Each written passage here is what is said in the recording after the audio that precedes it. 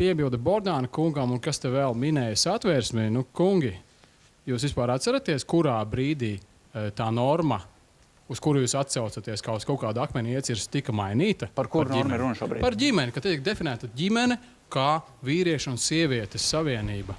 Ja nemaldos 2005. gadā, un tās bija konkrētas politiskās partijas, nu, dažas, teiksim tā, ar ne visai tādu spožu slavu, un atsaukties uz šādu ļoti nesenu, nestabilu normu ir vienkārši, es uzskatu, nepiedodami. Bet ko jūs uzskatāt par ģimeni? Vai vienzimumu cilvēki arī ir uzskatām par ģimeni, jūs prāt, Latvijā? Protams, viennozīmīgi. Un tad sanāk tā, ka līdz 2005. gadam tas bija ok, pēc tiesiskajiem principiem. Paldies. Vārdu jums.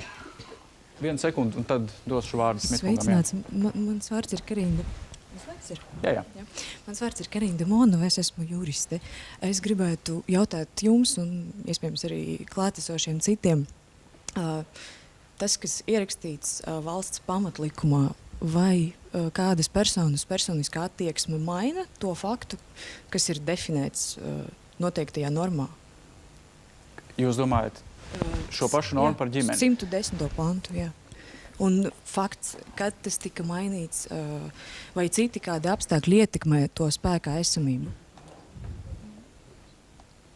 Bet jūs pat kā uzskatāt? Es uzskatu, ka... Kas ir ģimene? Es piekrītu tam, kas ir rakstīts manas valsts pamatlikumā. Paldies. Šmitkungs, tas bija jautājums, par jūsu to laiku partiju, pārstāvēto partiju, kas to normu ierakstīja Satversmē.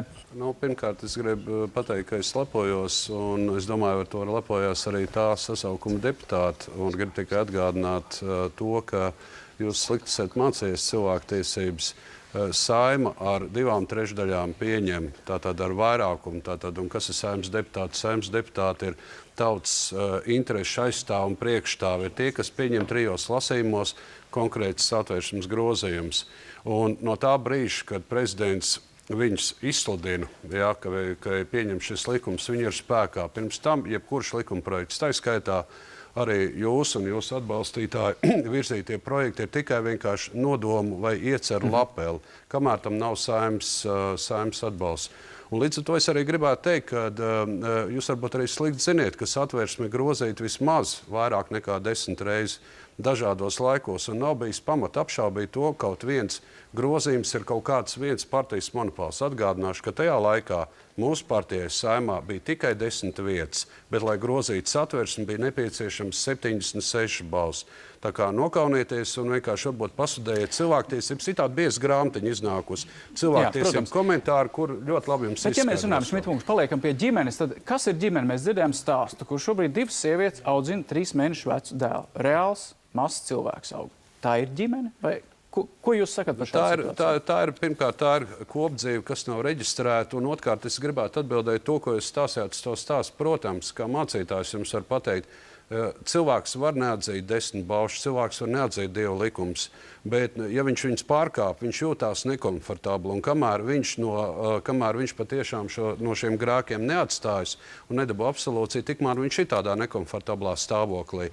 Un runājot par šīm lietām, es gribētu pateikt un vēlreiz uzsvērt, ko es esmu uzsvērs vienmēr, jebkura darbība, un tas nav mans domas, tas ir Tiesības sarga biroja organizētās konferences un arī darba grupas galalēmums, jebkurš mēģinājums grozīt, grozīt ģimenes jēdzienu vai tam līdzīgi, ir pretvalstisks. Jūsu gājiens tāpat ir pretvalstisks, jo viņš propagandē idejas, kas ir pretējas Latvijas Republikas Satversmē. Kādam viņas patīk vai nepatīk? Pieņemsim, ir cilvēkam nepatīk runāt latviešu valodā. Ir cilvēki, kam nepatīk Latvijas valsts. Protams, viņu viedoklis tiek respektēts līdz tam brīdim, kamēr viņš nepārkāp likumu. Un man patiešām ir ļoti liels kauns, ka, pieņemsim, mūsu ārlietu ministrija, tāpat arī visas citas amatpersonas nav norādījuši ASV vēstniecēs to, ka Latvijas Republikas Satversmē ir 1. un 2. pāns. 1. pāns, kas runā, ka Latvija ir neatkarīga republika, un 2. pāns ir tas, ka visa vara Latvijas Republikā pieder tautai. Jūs domājat par to, ka ASV vēstniece dodas gājienā? Tieši tā, un uz to jau ir norādījuši paši amerikāņu ģimenes konferencē. Tur ir izteikts arī protests, jo viņš pārstāv tikai konkrētas valdības intereses, kas varbūt arī septembrī vairāk nebūs. Es gribu teikt divas lietas, kas man liekas ir ļoti būtiskas. Ir divi veidi, kā skatīties uz ģimeni. Viens, ka ģimene ir noteikti dzimumu orgānu komplekts. Un, ja tas ir nokomplektēts, tad tā ir ģimene. Un tas ir tas, ko jūs esat ielikuši satversmē.